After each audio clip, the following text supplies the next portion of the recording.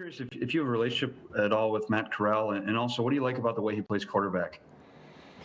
Yeah, we're both from Southern California. I've always, seen them. It's kind of a tight knit community as far as just quarterbacks across the country, but especially quarterbacks in SoCal and in the same area. So, I've always known of him. I've worked with him a few times. I've talked to him a few times. So, I have a lot of respect for his game. Again, being able to kind of see him progress from like me remembering him as a freshman in high school to obviously all the things he's doing now. So I have a ton of respect for him. Michael. And two, if I could, just first, how would you assess your the downfield passing game through the first 4 games? I think there's positives and negatives to everything. Think we've hit some stuff downfield, but definitely want to obviously be a lot more consistent. There's some stuff we want to tighten up. There's week to week stuff that we want to improve on, but there's definitely a lot of room for improvement and stuff for us to work on. Katie. Michael, do you want to do your second question, or are you good? Okay. Coach Saban just talked about how Lane Kiffin kind of helped him change the offense and his philosophy and taught him a lot about offense. And I guess you probably would have been in like middle school, high school when Lane Kiffin was the OC here. But how do you think him kind of changing it to spread and changing the type of quarterbacks Alabama uses helped get guys like you, Tua and Jalen to come to Alabama? I haven't necessarily. I wasn't here while Coach Kiffin was here, was being recruited while Coach Kiffin was here. But I've heard a lot of things. Just as far as just being in the offensive room, being in the quarterback room, I've heard a lot of positive things about the stuff that he's brought. He brought while he was here, and the stuff that he contributed to the offense. So I'm really happy with where the offense is now as far as the schematics of it. So obviously there's a lot that myself and us as a unit has to improve on to execute at a higher level. But I'm really excited to be here, and it really like our scheme. John.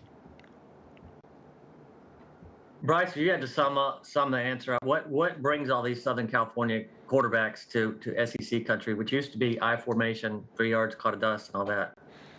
That's a good question. I can't speak for everyone, obviously, but speaking for myself, this was a place where I was able to compete against the best in practice, and then being in the SEC, being able to compete, against the best, week by week was really big as far as, what was attractive for me here, and the system that we ran was one that translates really well to where everyone wants to go, and you see kind of the development of each quarterback that's been here, and a lot of other SEC places, but just speaking on my personal experience, seeing the development of quarterbacks and seeing the success, and this offense being one that can translate to the next level, and is one that's really good as far as developing quarterbacks. That was something that was really attractive, and of course playing and practicing against the best.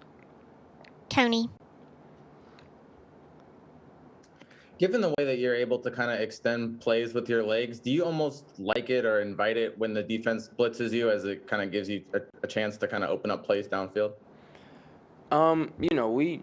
Obviously we can't dictate, what the defense calls, what they bring.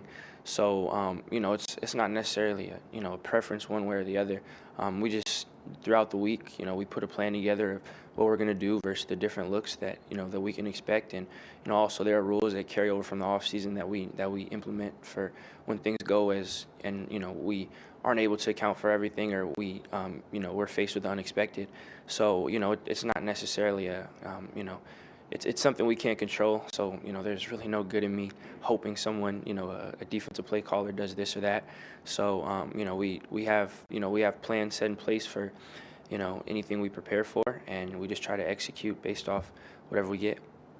And what kind of goes through your head when you do face that pressure? Like, I know a lot of it's instinctual, but like kind of what's going through your head there? Yeah, again, we resort a lot to what we've been taught, during the week, during the off season. Again, we have those rules, that preparation. So, it's not a lot of, it's really your mind goes to whatever read, whatever adjustment, whatever it is that you're supposed to, that we're working on all week and that we train for all week.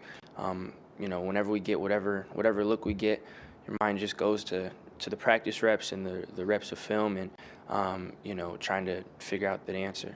Charlie. Yeah, Bryce, obviously you're going to be facing Ole Miss's defense, but do you get excited whenever you have these matchups with another successful quarterback and another high-powered offense? It's definitely, that's a good question, actually. For me, like you said, I'm definitely more focused on the defensive end. I'm really just watching defensive film and focusing on what we have to do, what we have to do offensively. That's really kind of how I approach it. Again, that's kind of an external factor that you can't really control as far as, what the other offense runs or, who's on the other side offensively. So, for me, all I'm really looking at is their defense, and we know that we have to have a really good week of practice. We have to prepare really hard, and really I'm just focused on trying to prepare during the week so that we can execute how we like to. Mike. Yeah, Bryce, just where would you say your connection is right now with John Mechie, and just what are you seeing from defenses, in terms of defending him? Yeah, I think Mech has seen a lot of different looks, a lot of different adjustments, coverage adjustments. That's something that really I think shows how good of a player he is, that he's been able to make a lot of plays despite it, and also to see he kind of has been getting that respect from the teams we've been playing and their coordinators as far as him getting thrown a lot of different looks. And for us as a unit, as an offense, it's on us to combat whatever looks are thrown at us, and ultimately offensively to put points on the board. Jacob. Hey, Bryce, the old adage, tight ends are a quarterback's best friend, but you've got two guys that have really come up big for you. You've scored a significant portion of the touchdowns that you've thrown. Just what's it like out there when you're seeing Latu and you're seeing Billingsley and you've got favorable matchups with how diverse tight ends can be in today's game? Yeah, definitely. Lil and Cam have been a really good, really great, addition for us offensively. For them to both be able to contribute, that. I feel like that makes us a lot better offensively, and I have a tremendous amount of confidence and respect with both of them. Being able to see them and us trying to again get them some favorable matchups, and then be able to contribute both in the pass and run game. It's really unique, and it definitely makes my job a lot easier. So both of those guys, I'm super happy to have both of them. Steven. Bryce, you came in with Jace McClellan and Roydell Williams, but just Roydell in particular, how have you seen him grow to that next level and being a running back that can contribute here? Yeah, definitely. Roydell's someone who, who a lot of people don't see the work he puts in.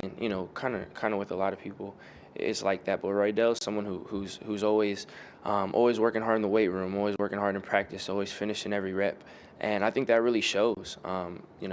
You can tell that hardworking attitude he has and the positivity he brings to the team, it really translates on the field. He's someone I feel like has grown a lot as far as being a lot more comfortable in the offense this year, with this being his second year. He's been able to feel everything out. He's been doing really well in practice, and that was the whole off season. And now, especially with more of the success he had last game, to see that is super encouraging. So, I'm excited to see what the future has in store for him. Final two questions, Bruce and then Aaron. Bryce, what do you think has helped you the most? Something that either your parents or maybe your high school coaches instilled in you that probably shaped you in terms of just your temperament and your focus? It seems like you're pretty unflappable and just kind of made this seamless transition. Where do you think that comes from? Well, I appreciate it, but I'd say there's a few factors. First, honestly, really, I think it comes a lot from my faith. I feel like that's really where I get my power from, and I feel like, really my job is just to glorify God out on the field, and I know that, he everything's written, and that, I can kind of have faith and trust in that, and that kind of allows me to maybe be a little little looser, more locked in, really, but really not to, not to stress as much. And also my parents as well. They both, that's something that we kind of developed together. But my parents have been really integral in my life and have helped me a lot. And both my parents are athletes, but my father also played football. And he's kind of learned throughout his time playing and playing the sport, and his time, just growing up and maturing, him kind of talking to me about my temperament and the positives and negatives and kind of manage it. But I'm definitely not where I want to be yet. There's definitely a lot of room for improvement as far as just me and my mental. So I'm just looking forward to improving. Final question, Aaron. You previously talked about the explosive plays you guys made in the passing game on Saturday night, but you also had your best rushing performance. Does that go hand in hand? How much easier is your job when the defense has to respect the run and you can make some explosive plays in the passing game? Yeah, I think a balanced offense is something that we always, strive for. When you can be deadly in the rushing game, it's easier to be deadly in the pass game and vice versa. So I think we all understand how much we lean on each other offensively.